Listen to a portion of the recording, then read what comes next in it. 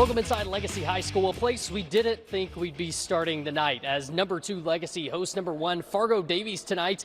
And as you can see behind me, the stands have been cleared out due to some lightning in the area. But just before we came on, I heard a 5-minute warning, so it sounds like teams are going to get out there and get warmed up here pretty soon for a game that was originally scheduled to start at 6:30. Sounds like it's going to start a little bit later now. So we'll get a chance to get back out there soon. But how is that going to change the dynamic of the game? What are the keys to the game? Well, how much is the weather going to affect things? Or is the ground game going to be that much more important? So far this season, Legacy only has 1 turnover through 2 games. So can they keep that up, especially if the ball is a little extra wet tonight? On the other side of things, Fargo Davies runs that triple option offense that is so hard to stop.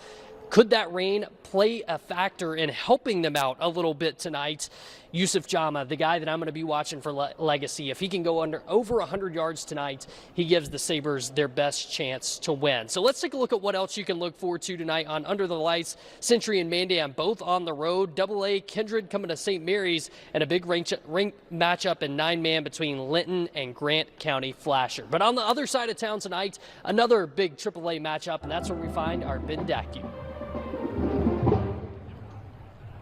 You know, Luke, the weather may have thrown you inside, but out here at the bowl, things have held steady. No lightning yet, so the stands are filling up with the Demon faithful as they're getting ready to take on another top 5 opponent in Shanley. When I spoke to Coach Mark Gibson earlier this week, he said, yeah, we're 2-0, but there's a lot of things we need to fix. And I think the biggest thing that the Demons do need to fix is that turnover ratio. The Demons have turned the ball over 7 times in their first 2 games. That is obviously not great. 4 picks and 3 fumbles. That might have done against a couple of unranked teams like Fargo North and West Fargo. That's not going to work against the Deacons here tonight. The offense needs improvement. They need to score more points. The most they've had in any game so far this season is 17.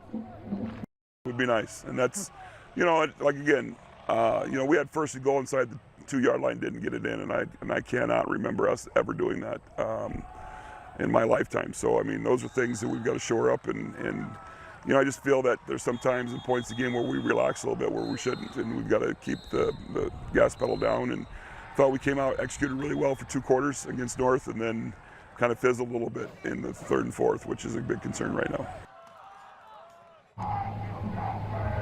So much has been said about the Bismarck Demon philosophy on offense, very run-heavy, very clock-controlling offense. But when we were going into the preseason, Coach Gibson was actually saying that there was going to be more throwing of the football. But last week, the Demons only had 83 passing yards. The Spartans actually outpassed them last week. They had 99 passing yards. So we'll look to see if that changes here tonight. But if the weather is as bad as we think it's going to be, maybe that'll have to wait for another week. This is actually going to be the last home game the Demons play here in Bismarck for about a month.